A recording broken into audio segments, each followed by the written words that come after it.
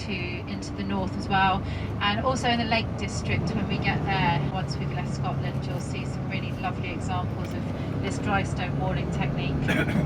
And in a lot of places it replaces the hedges, so it morphs from hedges into these dry stone walls. A lot of dry stone walls. A lot of sheep too. Scottish English border.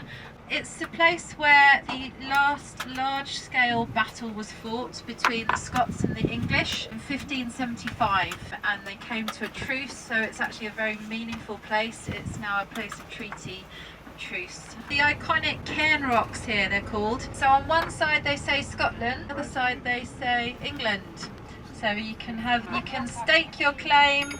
Yes, jump out, get some great photos. Please don't step out into the road though. So just 5 minutes here, please. Thank you. Welcome to Scotland.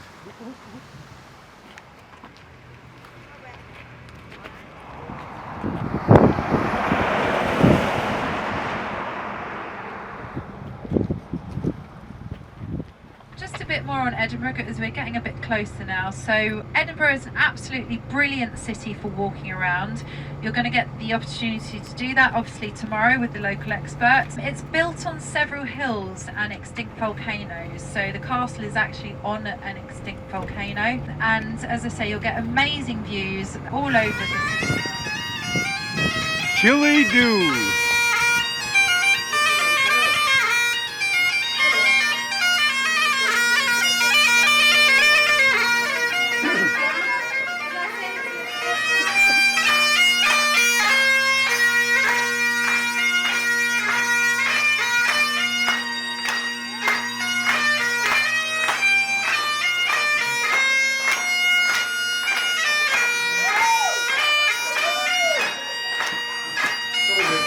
Of good, honest, plain food, the haggis, as opposed to some of the French, Italian rubbish that was about in the days. So, no French people doing that. We're very proud of our haggis, so you know, good stuff. So as I say, we do the poem. It's composed in the Old Scots language, so you won't understand a lot of the words. I mean, I don't understand half the word myself. But you'll get a gist of it from actions. This knife, say rustic, labour dicht, and cut you up with ready slight. Drenching your gushing entrails breath like ony dick, then over a glorious sick warm, reeking rich going hot.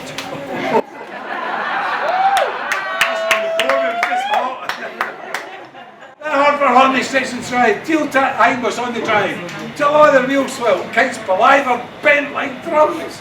Then all good man makes like to ride. Be back at home.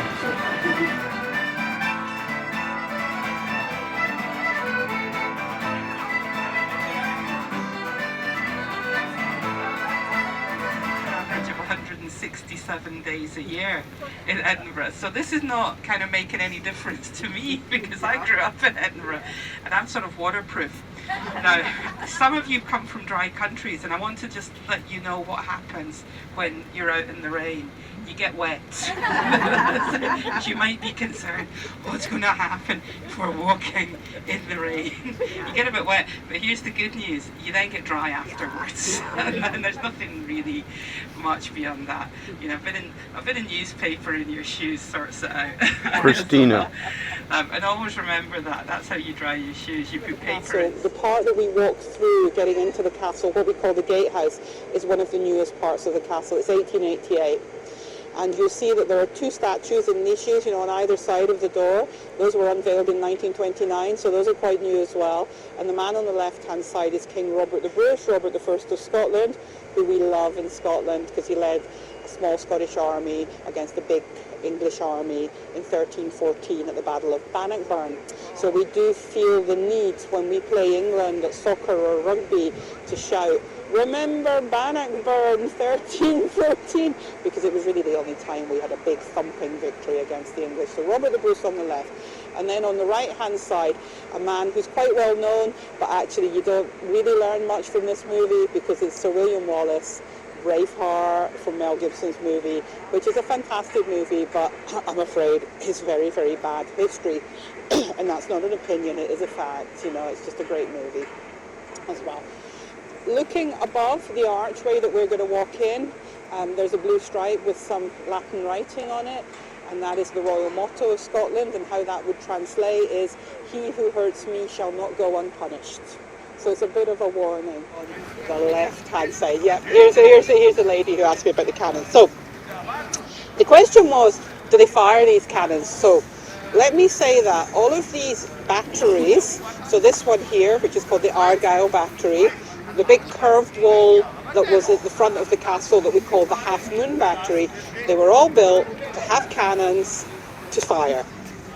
However, after the Jacobite Rebellion of 1745 and the subsequent defeat of the Jacobites at the Battle of Culloden, we didn't need cannons here in Edinburgh Castle anymore, and so the British took all the cannons away.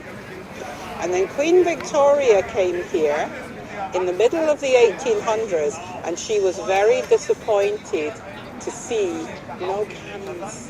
And so she said, bring cannons. Now, by Victoria's time, we didn't have a lot of spare castle cannons, but what we did have were lots of ships' cannons. So all of the cannons lining these batteries are wrong. They're ships' cannons. So that's the simple answer. Have they been fired? In 1961, we have been firing a cannon. So it did used to be like a real proper cannon, and nowadays we have that army gun. Now they have another couple of guns that are stored under the castle, and they bring them out for the special occasions. So from now, for the whole reign of our King Charles, the 8th of September will be a very important day. It will be the accession day, because that's the day his mother died and he became king. Okay, so that means that every 8th of September, until he dies, we will be firing a 21-gun salute from Edinburgh Castle. And the one that you don't really notice so much is that one over there with the 3 windows on the side, which is not just the oldest building in Edinburgh Castle, it's the oldest building in Edinburgh. It's the Chapel of St. Margaret, and it was built around 1130. Yeah, so it's very, very old. And it survived, because when Robert the Bruce was saying destroy the castle, you wouldn't destroy a chapel that was dedicated to a woman who had not just been an important Queen of Scotland, she was a saint as well, St. Margaret of Scotland. So this is a church. St. Margaret's Chapel. St. Margaret's Chapel.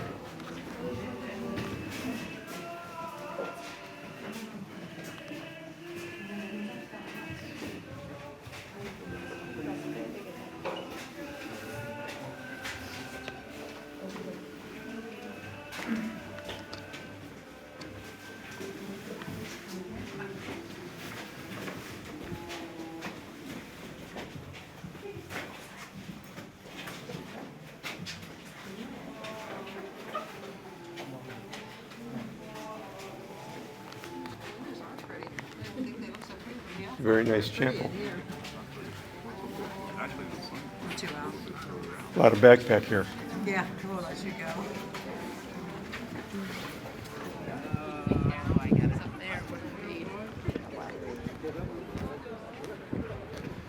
Biggest gun of them all, right next to the chapel.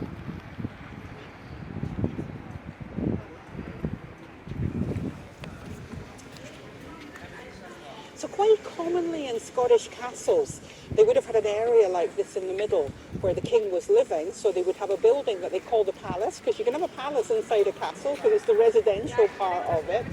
And you would have had a king's chapel. And in actual fact, where our National War Memorial is over here, that's the entrance to it, we do know that in history there was at one point a chapel royal there. Full of hope as well, because in 1920s they were full of hope for the future, and it's also very inclusive because they remember everyone. So there's stained glass windows showing the women's contribution. There's a woman, if you go in and you go to the window that's the far left end, there's a woman riding a motorcycle, a medic riding a motorcycle.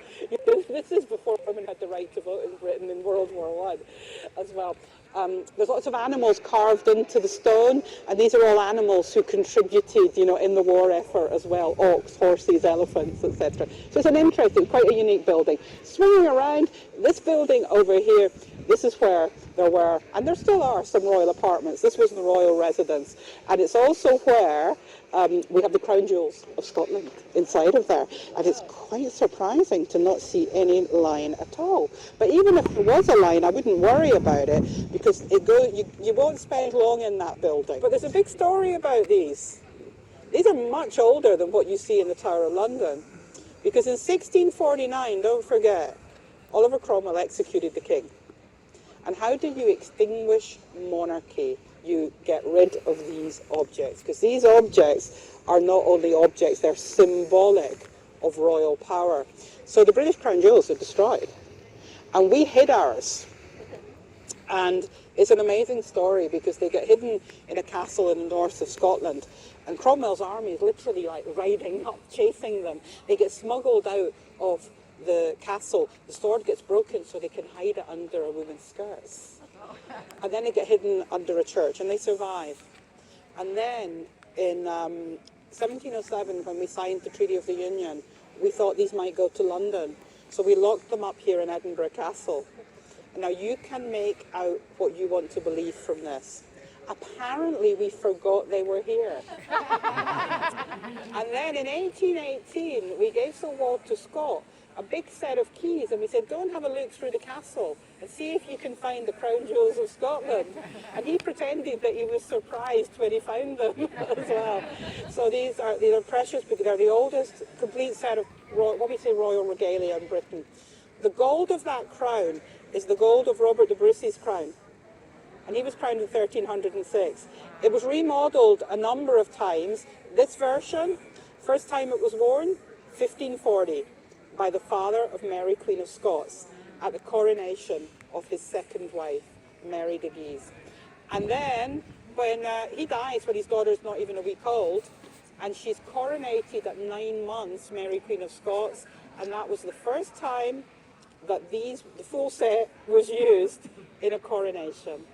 The last time it was used, 1633, the coronation of Charles I, the last time we had a separate Scottish coronation. When Her Majesty's coffin was here last year, that crown was on her coffin in Edinburgh. And then when the King came to visit this year, there was a special service in St Giles Cathedral, just down the road from here, and he was presented with the crown, the sceptre, and his new sword, because that one's too delicate to move. He was also presented with something else that you can see in that building, just beside the crown jewels. This is called the Stone of Scone, or the Stone of Destiny. In ancient Scottish tradition, this is how we made kings, on this stone. The tradition is so ancient, we don't know when we started making it up. Sorry, when we started believing it. But imagine this. We had a bit of a dispute with the English king about who should rule Scotland. And we'd invited the English king to adjudicate, which was not a great idea. That's the Scottish Wars of Independence. That's the time of Wallace and Bruce. And that king, Edward I, decided that he'll sort us out by taking away our coronation stone. So in 1296, Edward I carried away this very precious sacred stone, the Stone of Destiny, and he takes it to England. And he builds a chair in Westminster Abbey to hold our stone, which is called the coronation chair. And it stays there, and it's used in many coronations, including the coronation of Her Majesty the late Queen in 1953. And then in 1996, it comes back to Scotland. They give it back, 700 years after it was taken. And then this year, it had a holiday, because it went to London. So during the coronation, when the king was sitting on the coronation chair, you know what was underneath him? This stone, this stone. So we kept with the tradition, even though we weren't that happy that it was going back, we kept with the tradition. And it's back here now, so it's inside of the building here. So when you go up the 12 steps, you go through the crown room, you see these things, you see a couple of other gems, and then you come down.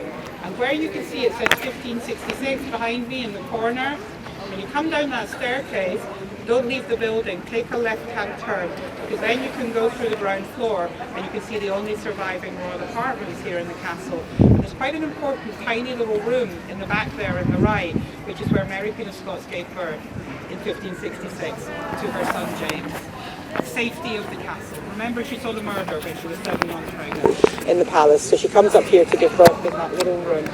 And that son is enormously important, not just because he's her son, because he's born here in 1566. 1567 he becomes King of Scotland. She abdicates. He's not even 2 years old.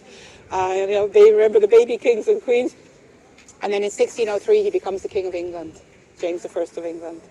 And so when he leaves us, he promises us an annual visit. He comes once.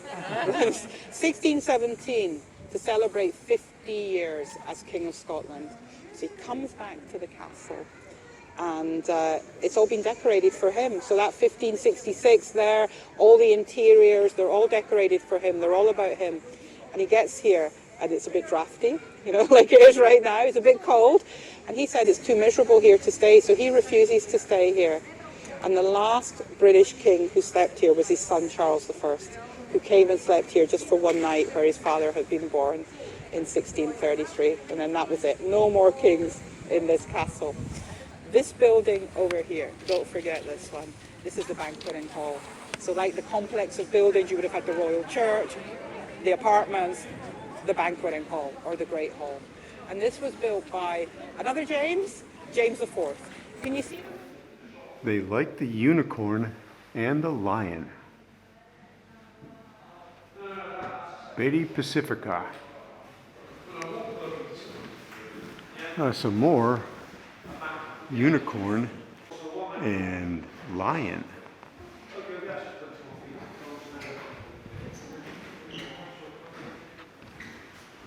Leach Hall. Get some background of what's going on here.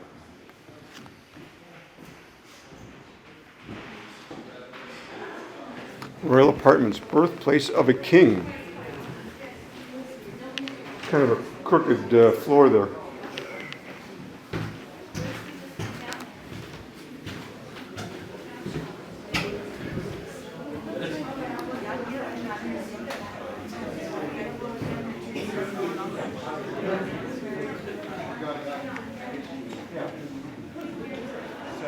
This is the Great Hall.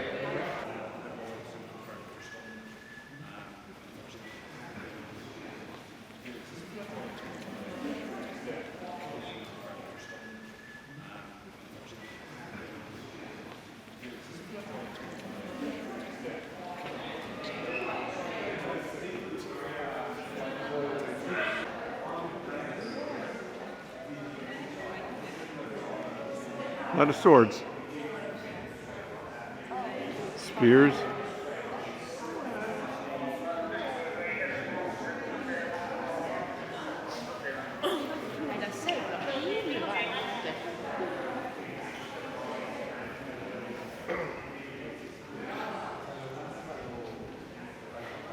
Oh, you can feel the heat from the fireplace. Yeah, it feels good on a good rainy day today.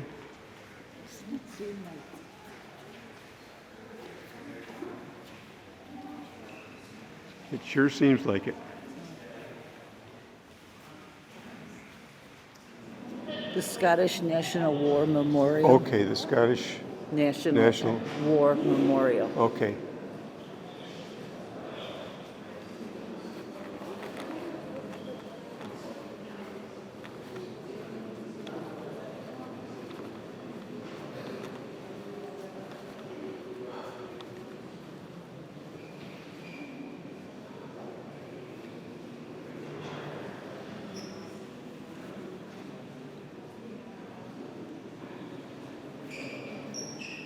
Sergeant William Heisland of Melket.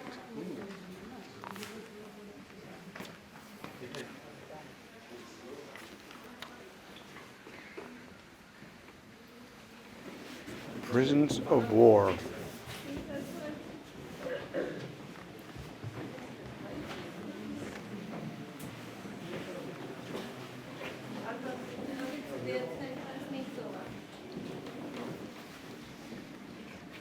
Memorial of American Independence.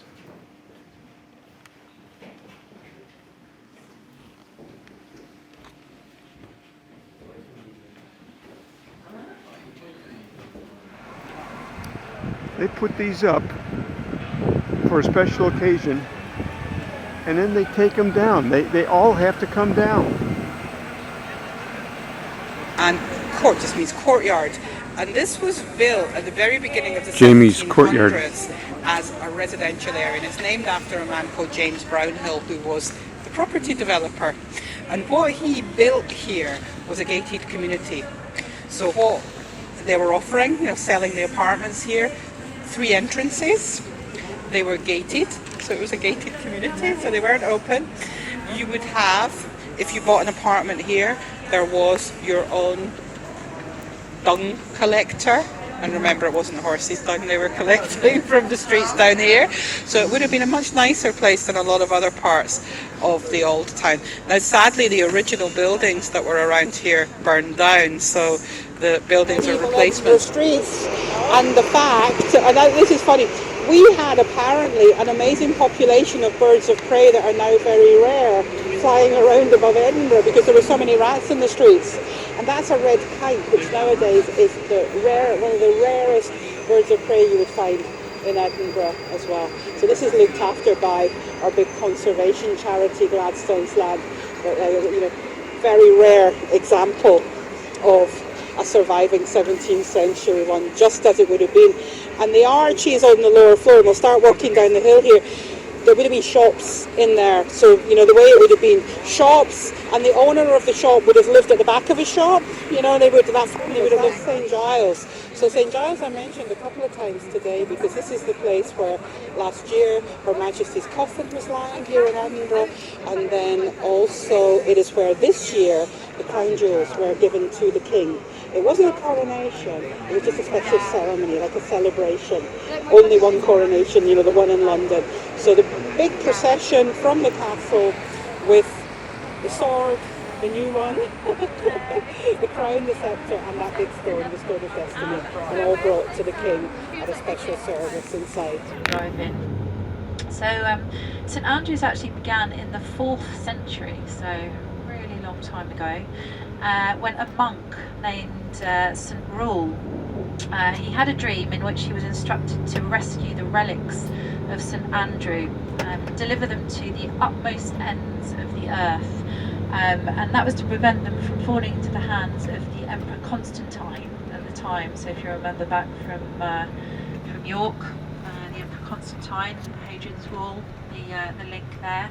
So St Andrew was one of the 12 apostles, and he was actually put to death on a diagonal cross at Patras by the Romans.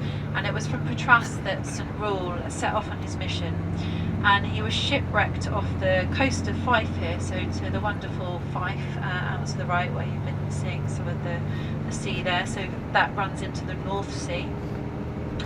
And St Rule came ashore at what was then known as the village of Kinrymont, which is now St Andrews. And he put up a very small chapel there of wood, of course, because everything then was wooden.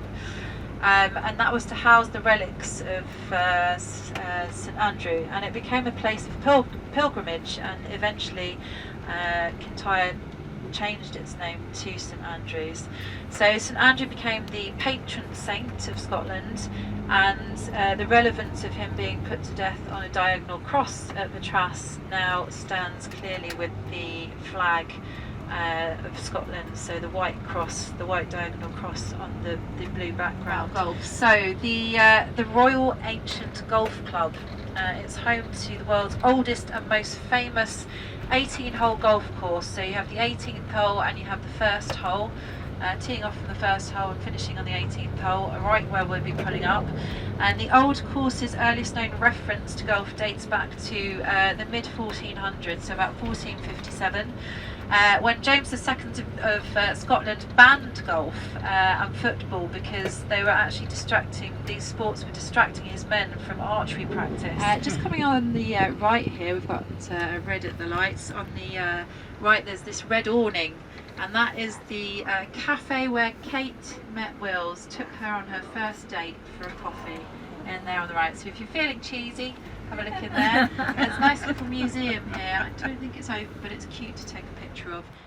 September 20th, 2023. Da, da, da, da, da, da. The Chariots of Fire Beach St. Andrews. at St. Andrews. And look we got a Chariot of Fire dog. Look at him go.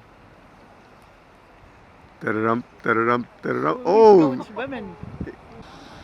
true Scotsman, loving the water. Cold water. St. Andrews 18-hole golf course, where golfing started.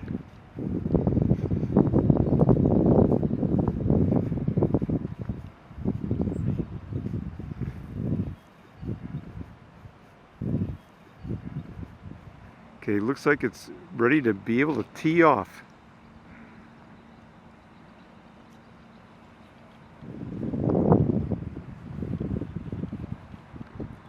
Well, let's see how this one goes.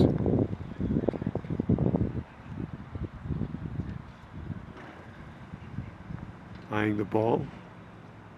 Hello, ball.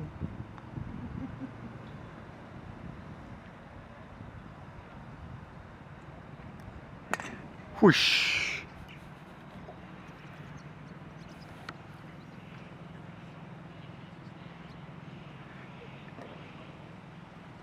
It almost looks like he was a hole-in-one. He's pretty good. I know this is a terrible request. Could I just stand with your club by the ball? Yeah. Okay. Okay. The video is on. I don't know how to do that. Herb, I don't know how to do the video. Just it's going right now.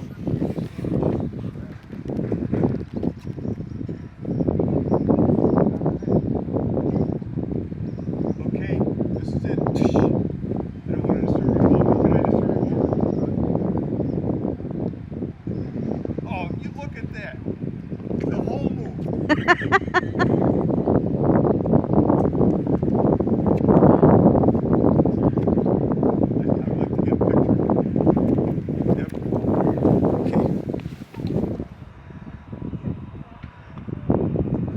So you get an idea of the grounds of St. Andrews.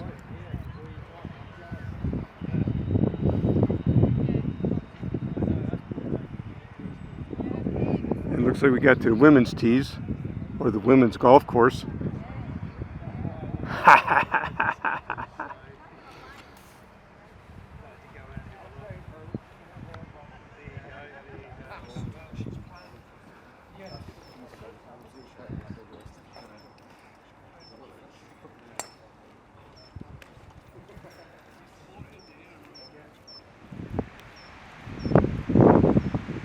Now let's enjoy Blair Castle. It's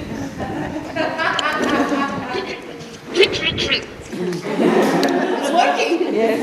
Good afternoon. Good afternoon. Welcome to Blair Castle. My name is Magda. I'm one of the tour guides here, and I'm gonna give you a quick introduction before you start. So we're kind of ramping through Blair Castle, various levels.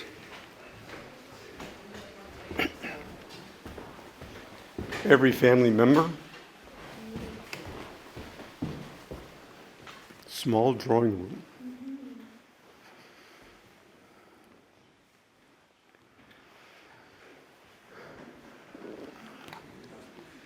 The tea room. Tea to tea to tea.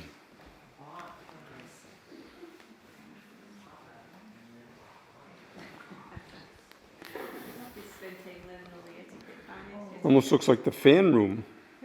They want us to know how thick the walls were for the fortification. And you can see that they're quite thick.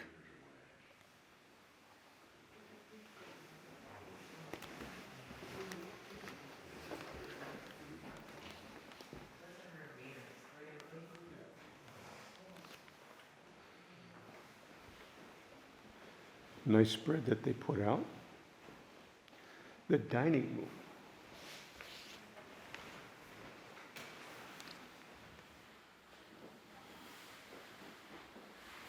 Scout camp, Blair Castle.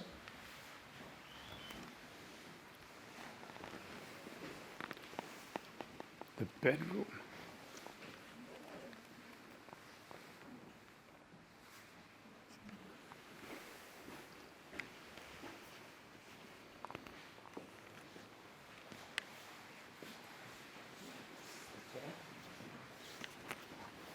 Their dressing room.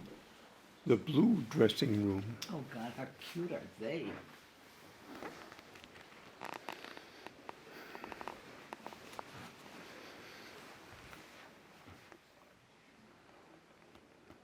That's a boy. Which one's a boy?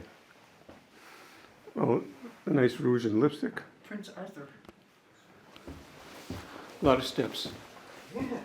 Holy cow, table. Oh.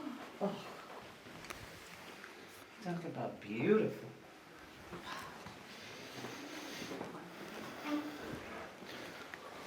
Almost like a model train here.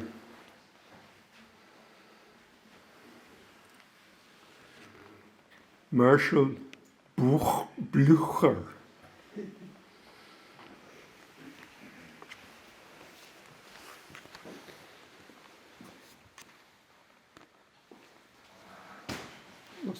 Looks more like a horn collection in a snuff box.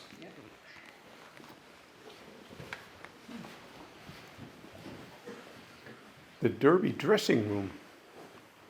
So they got a little building to dress by.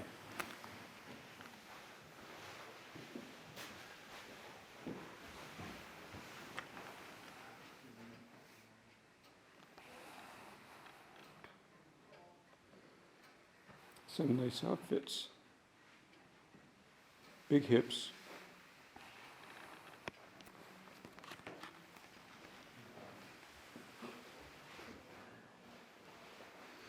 The red bedroom.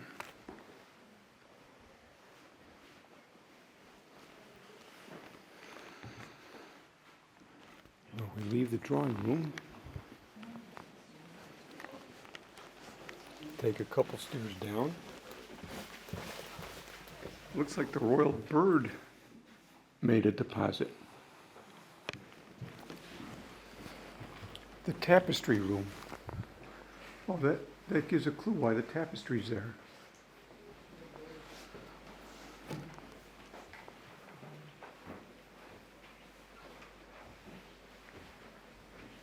You can see where it's faded and where it's not. You know what? If you're noble enough, Sit on those. worthy enough, Yeah. like a chair of thrones or It matches the chandelier. Yes, it does. all my decorations. Yeah. I want antlers in all of my decorations. The Banvie dressing room.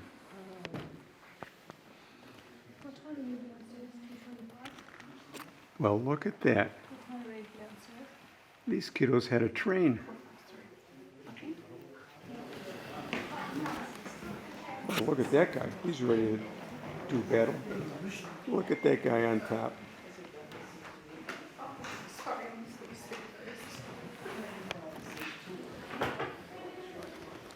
Well, you look like a little polar bear. What is he doing here? The polar bear? Yeah. He was a gift from the Tsar of Russia. Oh yeah. I don't know. To the toilets. Now, anybody that did all their designing with antlers is doing real good. Got some various kilts, drum sets, cannons, a nice American flag. Look at that. Ho, ho, ho. Anyone who does their decorating with antlers has got to be good. Well, we know we're near the end when you have to exit via the gift shop. I'm behind you. I'm just going in here. Well, into the China room. Just like modern day, it's a place where it's displayed and never used.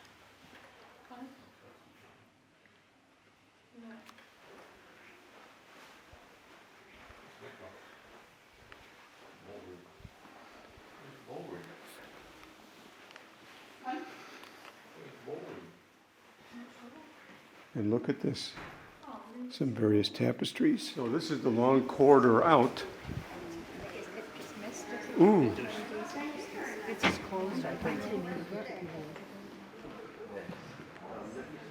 Oh, talk about using antlers for decoration. This is really good.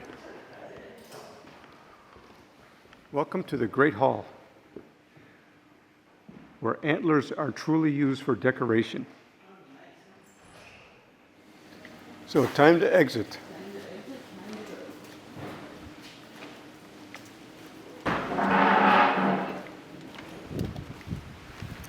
Oh, this is kind of nice.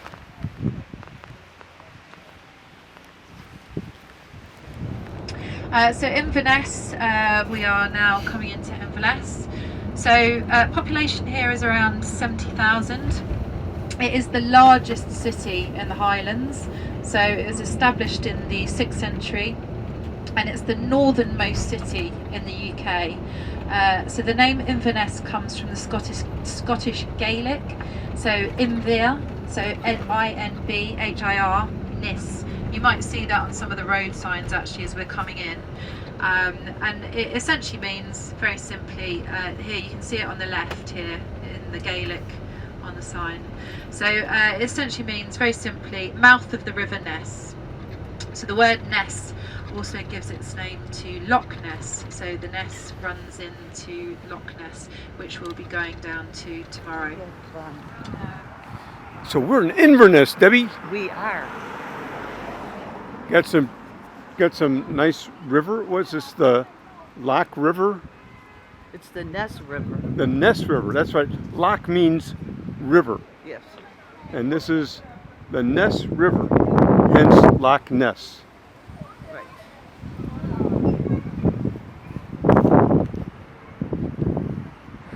So, and then there's a castle that's across the street from our hotel.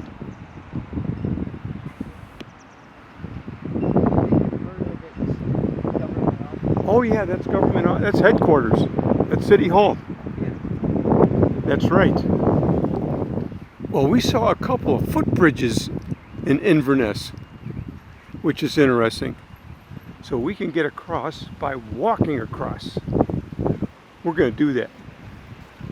Rose Street Foundry, Inverness, 1881. So this bridge has been around here. Oh, we crossed to a couple of churches. This is like Church Row. Something for everybody. Well, there's a definite bounce to this bridge. Yeah. That is really something. Right. Boom, ba-doom, ba-doom, ba-doom.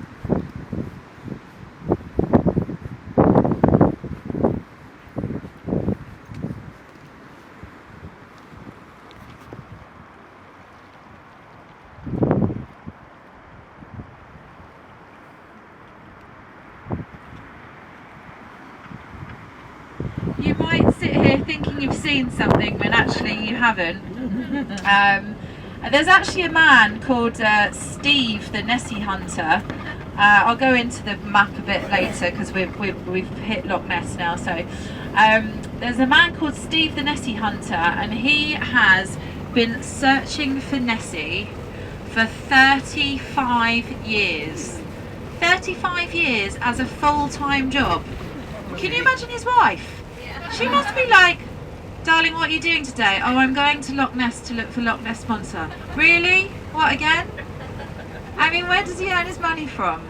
I mean, I just don't know.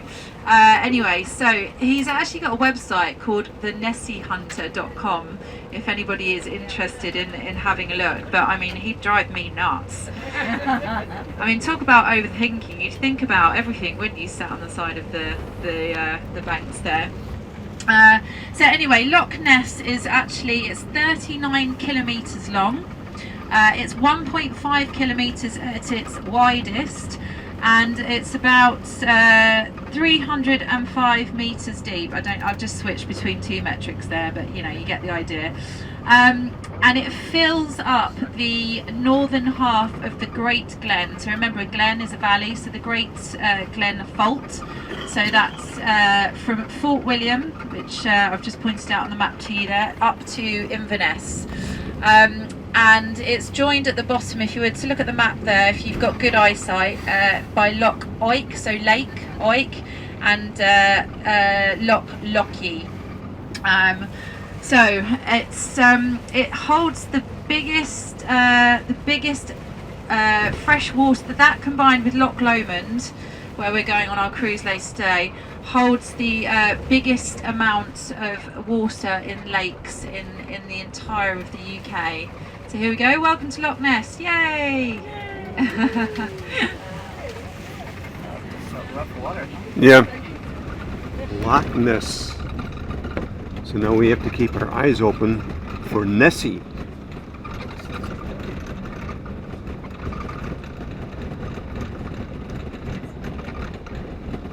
So just down to your left, keep looking down to your left here. This is Urquhart's Castle. Where Lord Farquhar lives. And if we look close, we might be able to see the monster of Loch Ness. But not here.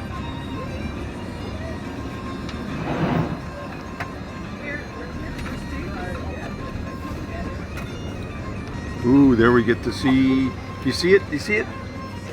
Anywhere? And if you look way back there, there might be, there could be, no it's not. No Nessie. So where are the three peaks? Huh? Right in front of you, Herb. 1, 2. Well, how about that? There are three peaks right in front of you. The fans are going to love this. Now, what's the significance of these three peaks? They're just a natural wonder. Just a natural wonder. So They're here for us. They're here for us. Yeah, they are one of the natural wonders that area of I'm surprised you don't call three musketeers or three Highlanders or you know. Yeah, D'Artagnan and what are their names? D'Artagnan. I've forgotten. I was going to say Dalmatian. I've forgotten what the three musketeers are called. D'Artagnan. Oh yes. And oh my goodness, I can't remember. Well, they're there. The Three Sister Mountains with the stepfather in the background there. It's rainy here. And windy.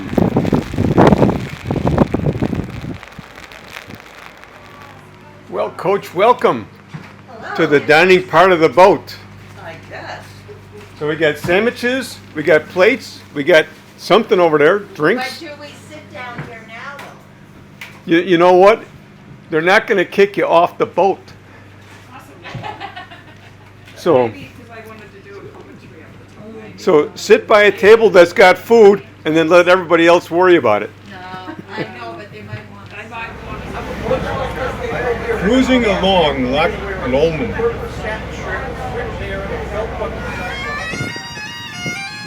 Chili do.